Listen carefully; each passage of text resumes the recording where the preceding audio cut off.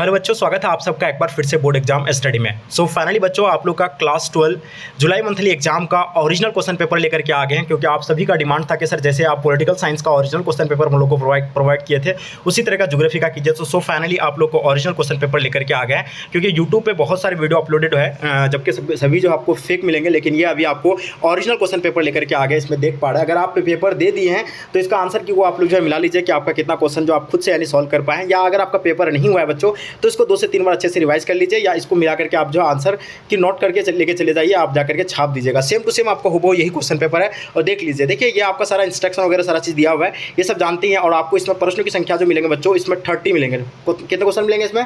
30 question मिलेंगे, जिसमें से आपको बच्चों कितने 25 क्वेश्चन का आपको आंसर देना होता है। ठीक है, तो चलिए बच्चों, जो जैसे कि आपके स्क्रीन पर पहला क्वेश्चन आ गया, थोड़ा सा हमको इसको जूम आउट कर लेते हैं। जैसे देख पा रहे हैं आप लोग, पहला क्वेश्चन, निम्न में से कौन जो भौतिक भूगोल की एक शाखा नहीं है। ठीक है, तो देखिए यहाँ आपको कितना क्वेश्चन का आंसर देना, 25 क्वेश्चन का आंसर देना, लेकिन इसको हम लोग छोड़ देते हैं। इसमें आप इनमें से सभी भी दे सकते हैं, लेकिन इसको हम लोग स्किप करते हैं। दूसरा नंबर क्वेश्चन देखिएगा बच्चों, निम्नलिखित क्षेत्रों में किसमें जो उच्च जनसंख्या घनत्व है बच्चों। तो हम लोग जानते हैं कि उच्च जनसंख्या घनत्व जो पाए जाते हैं, देखिए उच्च जनसंख्या घनत्व वहाँ पाया जाएगा जहाँ जो है रहना क्या हो, सरल हो। ठीक है, सारी चीज़ की सुविधा वहाँ से आसानी से जो मिल पाए, तो उसको वहाँ जो है लोग ज़्यादा बसना पसंद करते हैं। चाहे उसका जलवायु हो, चाहे वहाँ पानी की व्यवस्था हो, सारा चीज़ अगर उसको उपलब्ध मिलेंगे, चाहे या भूआकृति हो, सारा चीज़ की अगर व्यवस्था अगर उसको मिलेंगे, तो वहाँ जो है ज़्यादा जो है उच्च जनसंख्या पाए जाते हैं। जैसे कि नदी घाटी में जो पाए जाते हैं, ठीक है, शीत मरुस्थल में क्षेत्रों में नहीं पाई जाती है, ज़्यादा ठंडी जगह में नहीं पाई जाती है। पर्वतीय क्षेत्र में घर बनाना या रहना आसान नहीं होता है, ठीक है, उसने मरुस्थल में भी रहना आसान नहीं होता है। तो इसका आंसर क्या हो जाएगा बच्चों, आपका नदी घाटी बिल्कुल परफेक्ट आंसर हो जाएंगे। तीसरा नंबर क्वेश्चन देखिएगा बच्चों, क्वेश्चन तीसरा क्या कहा जाता है, निम्न से कौन जो प्रवास का एक कारण है। देखिए प्रवास के बारे में आप लोगों को पता होना चाहिए। प्रवास तब करता है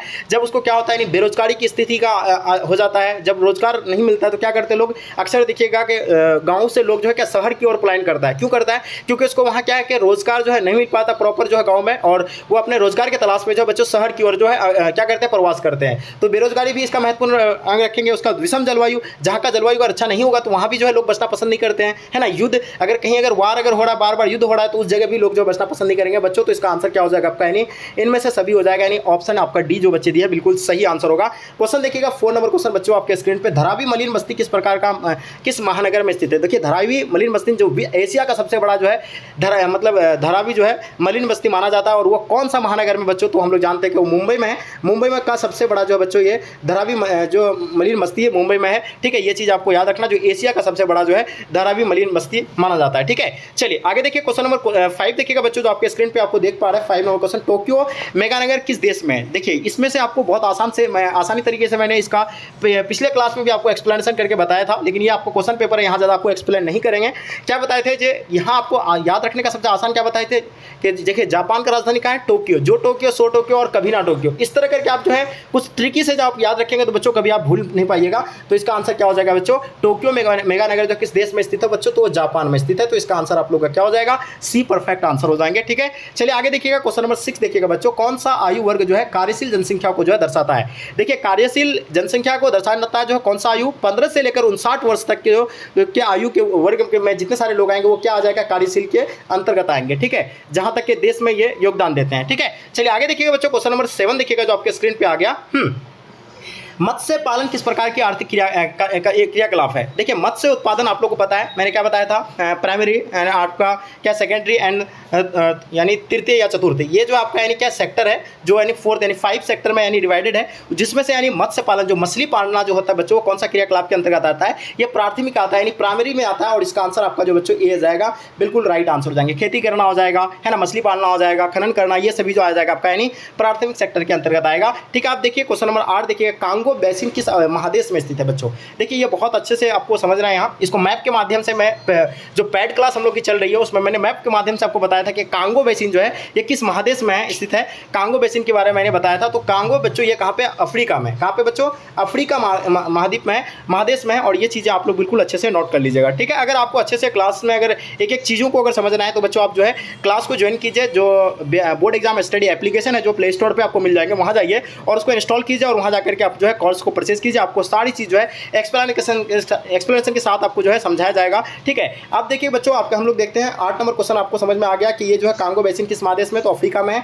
मानसून क्षेत्र की मुख्य फसल क्या है? देखिए मानसून से जो है बच्चों इसका मुख्य फसल की अगर बात किया जाए तो जैसे चावल आ जाएगा, गेहूँ आ जाएगा, ये सभी आ जाएगा, लेकिन यहाँ आपका ऑप्शन जो है सभी का दिया हुआ है। लेकिन अगर नहीं पूछते तब यहाँ हम लोग इसमें कुछ दिमाग लगा सकते हैं, लेकिन यहाँ आपसे क्या पूछा है, कौन है, ठीक है, या इनमें से सभी भी आंसर नहीं दिया हुआ है।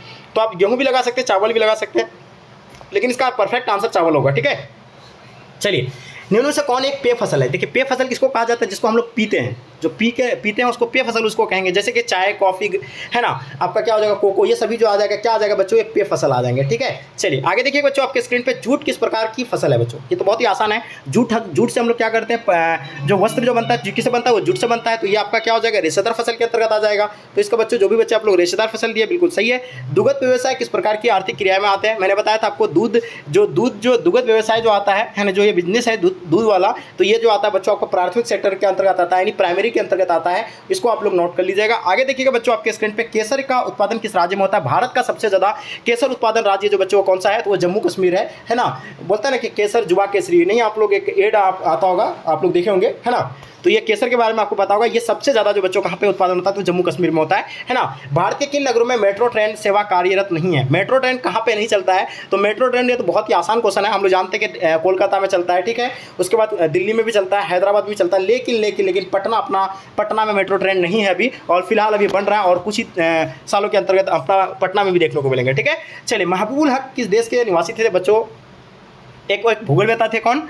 महबूबुल हक। ये कहाँ के रहने वाले थे? पाकिस्तान के रहने वाले थे। इसको आप लोग नोट कर लीजिएगा। चंडीगढ़ किस राज्य की राजधानी है? सब जानते हैं कि हरियाणा का राजधानी भी चंडीगढ़ है, पंजाब का राजधानी भी चंडीगढ़ है। तो इसका आंसर आपका सी राइट आंसर हो जाएंगे। भारत की जनगणना कितने वर्षों के अंतराल पर होता है? तो जनगणना तो सब जानते हैं, ऑब्वियसली बहुत आसान क्वेश्चन है। जनगणना 10 वर्ष के अंतराल पर होता है, और इसका राइट आंसर हो जाएंगे।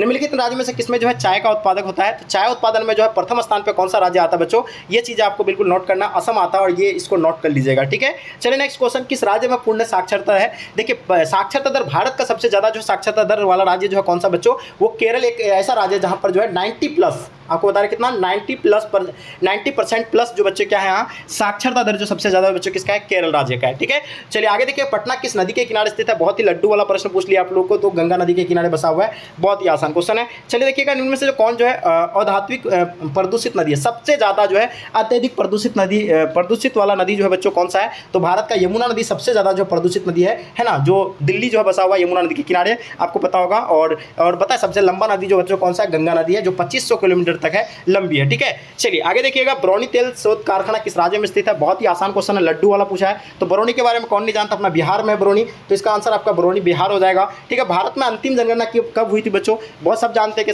अंतिम जनगणना जो हुआ था 2011 को हुआ था, लेकिन 2021 को होना था, लेकिन क्या हो गया था कि कोरोना वायरस की वजह से जो है इसको जो क्या कर दिया गया था, टाल दिया गया था। तो इसका आंसर आपका क्या हो जाएगा बच्चों? 2011 इसका राइट आंसर हो जाएंगे। ठीक है, क्लियर हो गया आपका? चलिए, तो ये चीज़ आपका हो गया। अब देखिएगा, निम्न से कौन सा एक प्राचीन नगर है? प्राचीन नगर आपका सभी हो जाएगा, है ना। चलिए आगे देखिएगा आपके स्क्रीन पर बच्चों, है ना, क्वेश्चन नंबर 25 जो आपके स्क्रीन पे आ गया, झारखंड के निम्नलिखित नगरों में से किसमें लो इस्पात उद्योग स्थित है? तो लो इस्पात बोकारो में भी है, एंड आपका कहाँ जाएगा? जमशेदपुर। तो ये दोनों हो जाएगा, आपका ऑप्शन सी राइट आंसर हो जाएंगे। चलिए आगे देखिएगा बच्चों, निम्न से कौन जो है नवीकरणीय ऊर्जा का स्रोत है? नवीकरणीय ऊर्जा स्रोत उन स्रोत को कहा जाता है जो क्या होता है कि जो पुनः फिर स्थापित हो जाता है, यानी अपने स्थान पर आ जाता है। जैसे कि हम लोग कभी उसको जो है खपत नहीं कर सकते, उसको जो है क्या कहा जाता है? नवीकरणीय ऊर्जा कहा जाता है। जैसे कि सौर ऊर्जा को हम लोग कभी खपत नहीं कर सकते, पानी को जो पुनः जो है मतलब वो क्या कर जाते हैं, ये भी खपत होंगे, लेकिन इसको खपत होने में हज़ारों लाखों साल मतलब जो लग जाएंगे। लेकिन ये क्या है? नवीकरणीय ऊर्जा जो पुनः अपने रूप में आ जाता है, और इसी को हम लोग क्या कहते हैं बच्चों? नवीकरणीय ऊर्जा स्रोत कहते हैं। और अनवीकरणीय होता है जो बहुत सीमित मात्रा में पाए जाते हैं, जैसे कि आपका कोयला आ जाएगा, पेट्रोल आ जाएगा, है ना, प्राकृतिक गैस, ये क्या है? सीमित मात्रा में है, और इसी को हम लोग क्या कहते हैं बच्चों? इसी को कहा जाता है अनवीकरणीय ऊर्जा का स्रोत कहा जाता है। और नवीकरणीय ऊर्जा स्रोत उसको कहा जाता है जो कभी खत्म ना हो, यानी जो है बहुत उसको समय लगता है। इसका आंसर आपका क्या हो जाएगा बच्चों? ए राइट क्या हो जाएगा इसका आंसर आपको? ए राइट आंसर हो जाएंगे सौर ऊर्जा। कभी सौर ऊर्जा को हम लोग खत्म कर सकते हैं? नहीं कर सकते हैं। ठीक है, इनमें से कौन जो एक तेलहन फसल है? बहुत ही आसान क्वेश्चन यार पूछा है इस तरह का। इस बार लड्डू वाला क्वेश्चन कैसे पूछ दिया आप लोग को? तो ये सरसों का तेल से हम लोग, सरसों का तेल होता है, बिल्कुल परफेक्ट आंसर है। ठीक है, चलिए आगे देखिएगा, वाल्मीकि नगर टाइगर रिजर्व जो है किस राज्य में स्थित है? तो वाल्मीकि नगर के बारे में आपको पता होगा, बिहार में स्थित अपना। ठीक है, तो इसको भी आप लोग नोट कर लीजिएगा। निम्नलिखित राज्य में से किसमें जो है सागर के किनारे स्थित है बच्चों? तो ये बताइएगा, उड़ीसा या आपका यानी मणिपुर हो जाएंगे। ठीक है, चलिए लास्ट और अंतिम क्वेश्चन बच्चों आपके स्क्रीन पे 30 नंबर क्वेश्चन। इनमें से कौन जो एक धात्विक खनिज है? मैंने क्या बताया था आपको? 25 क्वेश्चन का ही आंसर देना है। कितना आपको 30 में से, तो बच्चों आपका 25वां नंबर का 30 नंबर क्वेश्चन का आंसर जो आपका क्या हो जाएगा बच्चों, तो इसका आंसर आपका हो जाएगा लोएस्ट आंसर, राइट आंसर हो जाएंगे। तो बच्चों ये था आप लोग का ओरिजिनल क्वेश्चन पेपर जो मैंने अभी आपको प्रोवाइड किया, तो और आप लोग बहुत अच्छे से जो बच्चों सॉल्व किए होंगे। अगर आप लोग इसी तरह का अगर ओरिजिनल क्वेश्चन पेपर चाहते हैं तो इस चैनल को आप लोग सब्सक्राइब कर लीजिए एंड साथ में अपने अपने फ्रेंड्स के ग्रुप वगैरह जहाँ भी हर जगह आप लोग शेयर कर देंगे। तो चलेगा यहीं तक आज के क्लास को एंड करते हैं, जब तक के लिए जय हिंद जय भारत।